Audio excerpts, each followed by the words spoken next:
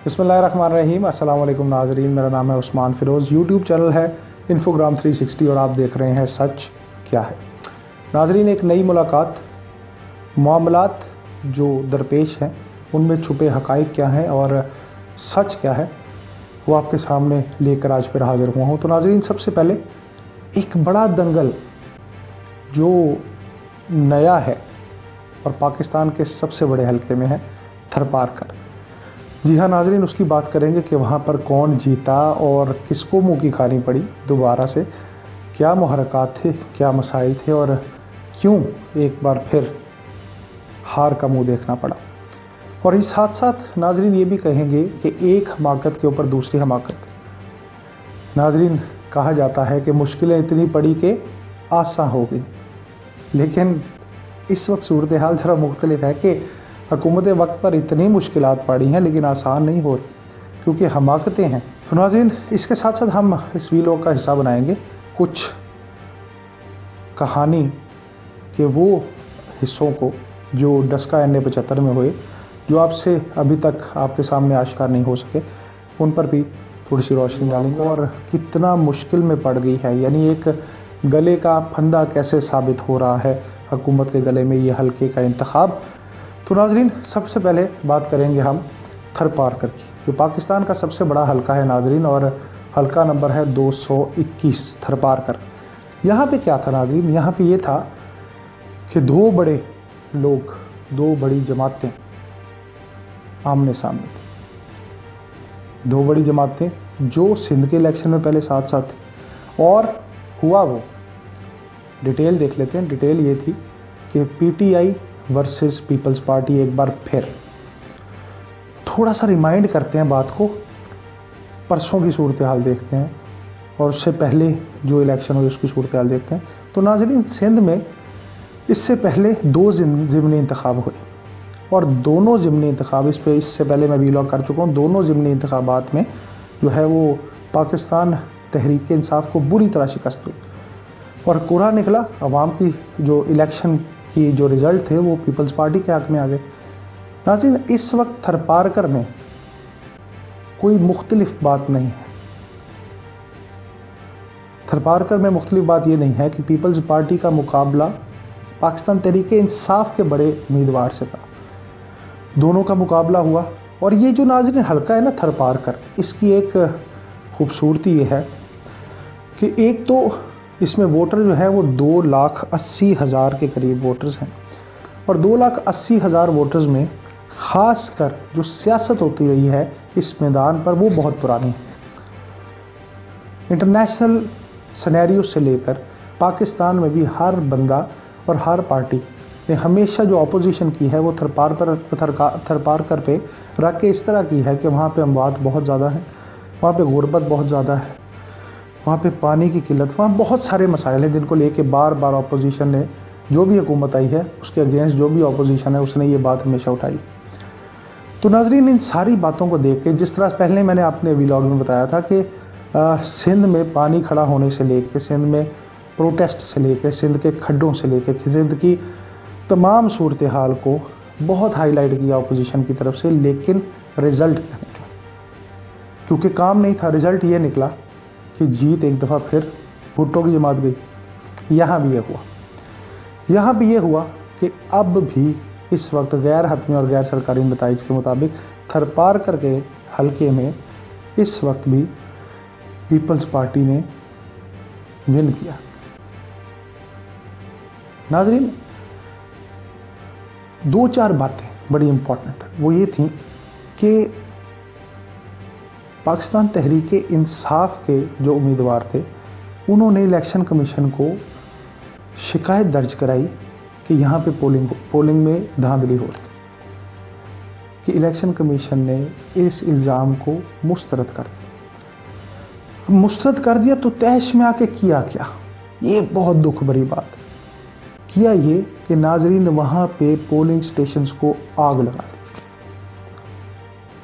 ना सिर्फ आग लगा दी बल्कि उस आग में तमाम तरसमाम जल के खाकस्तर हो गए। पुलिस की भारी नफरी पहुंची, हालात को कंट्रोल करने की कोशिश की तो पुलिस की वर्दियां तक जल गई और इस मौके से पुलिस ने 5 अफराद को गिरफ़्तार किया जिनका ताल्लुक़ पाकिस्तान तहरीक इंसाफ से। तो साफ चली, शफाफ चली और बहुत से ऐसे वादे और दावे करने वाली पार्टी का ये हाल। ये वो पार्टी है नाज़रीन, याद दहानी कराता चलूँ, जो कंटेनर पर चढ़कर ये कहती थी कि 4 हल्के खोलो।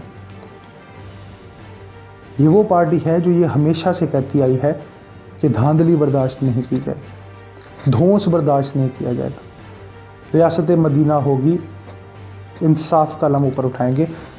तो इंसाफ के दावेदारों ने, रियासत मदीना के दावेदारों ने पोलिंग स्टेशन ही जला दिए। तो नाज़रीन, इससे क्या खर्च किया जाए कि जीत बर्दाश्त नहीं, दूसरी जमात की जीत बर्दाश्त नहीं। यानी हम जीते तो ठीक, कोई दूसरा जीता तो धांधली, और वो भी अगर सरकार ने, यानी एक खुद मुख्तार इदारे इलेक्शन कमीशन ऑफ पाकिस्तान ने ये कह दिया कि धांधली नहीं हुई, तो फिर मानो ना धांधली नहीं हुई, लेकिन जुल्म आपके साथ सामने। नाज़रीन, ये ऐसा नहीं हुआ कि एकदम ये डेवलप हो गया दिमाग में किसी जगह के ऊपर कि जला दो, गिरा दो, ऐसा नहीं हुआ। इसको समझने के लिए मैं आपके साथ दोबारा NA-75 की कहानी शेयर करूंगा, डस्का में। अब डस्का की जो स्टोरी है उसके अंदर भी एक पिछला पहलू है, और वो पहलू क्या है? ये मामला नाज़रीन स्टार्ट होता है सिंध के इलेक्शन से। आपको याद होगा मलीर और सांगड़ की मैंने आपको बात बताई थी, ये 2 हलकों में इलेक्शन हुआ था, जहाँ पे पाकिस्तान तहरीक इंसाफ ये बड़ी सोच रही थी, बड़े यकीन से वो ये सोच रही थी कि ये इलेक्शन हम जीत जाएंगे, लेकिन अवामी रिएक्शन इससे बिल्कुल मुतज़ाद था। जब वो 2 इलेक्शन हार गए तो हुकूमत को अपनी पड़ गई, क्योंकि उस इलेक्शन के बाद नाज़रीन अगला इलेक्शन पंजाब में था, ज़िमनी इलेक्शन। जब ज़िमनी इंतखाब पंजाब की सतह पर आया तो हुकूमत को हाथों पैरों की पड़ गई, और हाथों पैरों की पड़ने के बाद हुकूमत ने स्ट्रैटेजी बनाई कि नहीं भाई, ये इलेक्शन तो जीतना ही है, खा कुछ भी हो, किस तरह भी करें। और उसके लिए जल्दबाजी में फ़ैसले किए गए। जल्दबाजी में क्या फ़ैसले किए गए नाज़रीन? जल्दबाजी में ये फ़ैसले किए गए कि सबसे पहले वोटर्स को हरासा किया गया। वोटर्स को हरासा करने के बाद गिरफ़्तारियाँ की गई। गिरफ़्तारियाँ करने के बाद हुकूमती मशीनरी का इस्तेमाल करके वोटिंग प्रोसेस को स्लो कर दिया गया। जब स्लो कर दिया गया तो फिर लंबी लंबी कतारें बन गई वोटर्स की। यहीं तक मसला नहीं रुका, आगे मसला क्या आया? अपने बावर्दी police, on the record footages मौजूद है नाज़रीन, अपने पुलिस को साथ मिला के हुकूमती मशीनरी के साथ जाली ठप्पे लगवाए गए, और वो ठप्पे लगवाए गए कुंडियाँ लगा के। और उसका वाज़े सबूत मैं आपको बता रहा हूँ, बल्कि आपने बहुत सारी सोशल मीडिया पे, बहुत सारे नेशनल टीवीज़ पे देखा भी होगा, फुटेजेस भी देखी होंगी, एतराफ़ की फुटेजेस देखी होंगी, बंदे पकड़ने की फुटेज देखी होंगी, एक्सपोज होने की फुटेजेस देखी होंगी। हुआ क्या कि उन जहाँ पे ठप्पे लगाए गए वहाँ पे इस कदर बेवकूफ़ी का मुजाहिरा किया गया, यानी हमाकत, मैंने आपको पहले कहा था ना, हमाकत दर हमाकत, हमाकत की गई।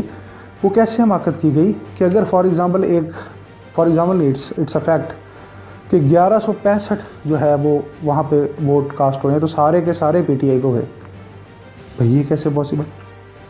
फिर किसी ने सोचा, बताया कि भाई सारे के सारे तहरीक इंसाफ के नहीं हो सकते।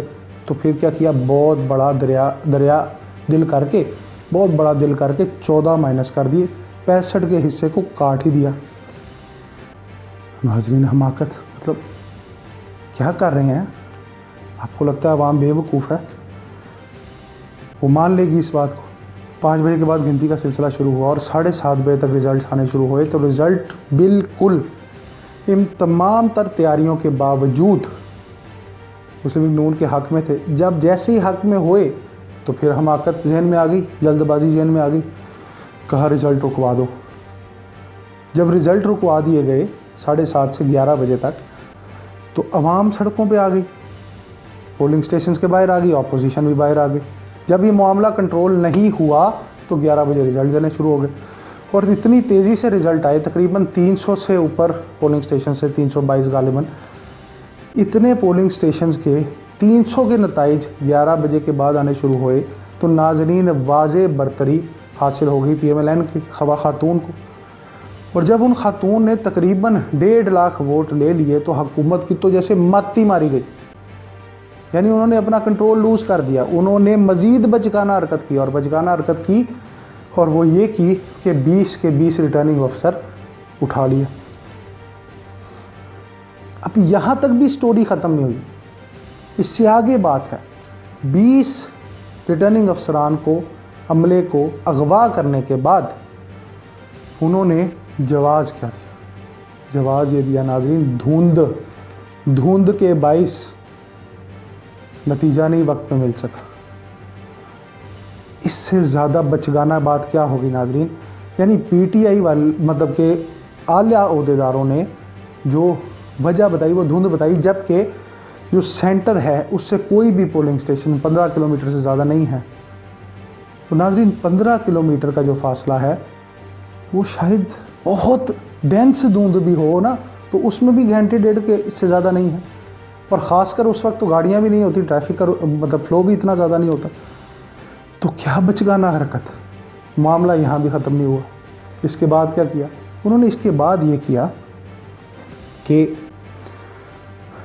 ये ख़बर दी कि पाकिस्तान तहरीक इंसाफ जीत गई। फिरदौस आशिक अमान साहब का बहुत मज़ेदार किस्म का बयान आया कि देखिए, रुकिए, कोई फ़ैसला ना कीजिए, अभी पार्टी शुरू हुई है, अभी तो हम मतलब इलेक्शन का ऐलान कर ही नहीं सकते, PTI जीत जाएगी।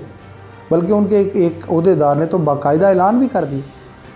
तो यहाँ पे ये सवाल दिमाग में आया कि भाई अगर धुंध के बाइस आपकी बात बेशक बहुत मज़ाक़ा खेज है, लेकिन अगर मान भी ली जाए तो फिर 20 पोलिंग स्टेशन के रिज़ल्ट के बगैर आपने अपने आप को फातेह कैसे डिक्लेयर कर दी? मतलब नाजरीन, एक के बाद दूसरी, दूसरी के बाद तीसरी, तीसरी के बाद चौथी, यानी जिस किसी ने भी ये प्लान बनाया वो इंतहाई अहमकाना और बेवकूफ़ी और जहन को इस्तेमाल किए बगैर, यानी कहते हैं ना नकल के लिए भी अकल की ज़रूरत होती है, लेकिन नकल भी नहीं की गई, कुछ भी नहीं किया गया, सिर्फ़ और सिर्फ ब्लंडर्स। अब नाजरीन ऊपर से क्या हुआ, ये भी इम्पोर्टेंट बात। अब आगे ये हुआ कि इलेक्शन कमीशन ने, वो तो कहते हैं ना नेल इन द कॉफिन, वो वाला बयान दागा।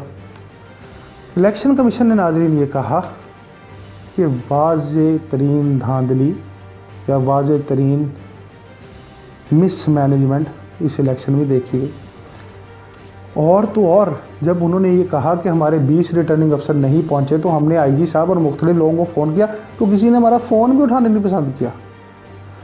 वाह, क्या कहने तब्दीली के, क्या कहने इंतज़ामिया की। यानी election commission of Pakistan phone कर रहा है, मदद मांग रहा है कि मेरे 20 बंदे सरकार के होते PTI की रियासत मदीना की तर्ज की गवर्नमेंट जो बनाने जा रही है उस तरह की गवर्नमेंट होते हुए 20 सरकारी बंदे अगवा हो गए और इलेक्शन कमीशन ऑफ पाकिस्तान उनको फ़ोन पे फ़ोन कर रहा है और किसी ने उनका फ़ोन उठाने की जहमत ही नहीं की।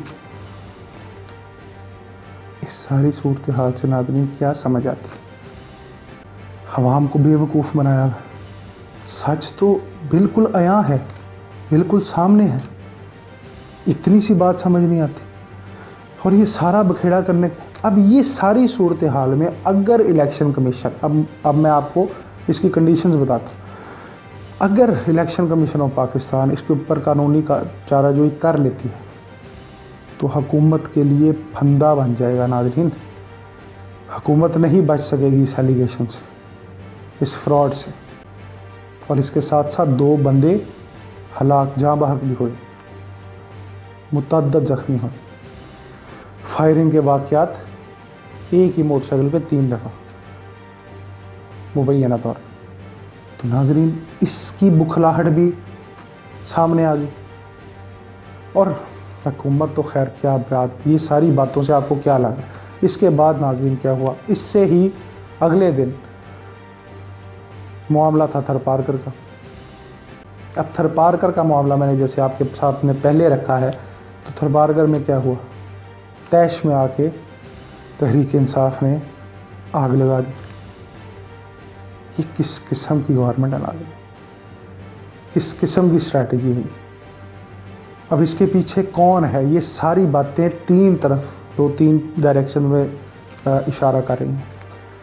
नंबर 1 जो हतमी तौर पे ट्रू है जो आप लोगों की, और वो ये है कि पाकिस्तान तहरीक इंसाफ पे अवाम अपना एतमाद खो चुकी।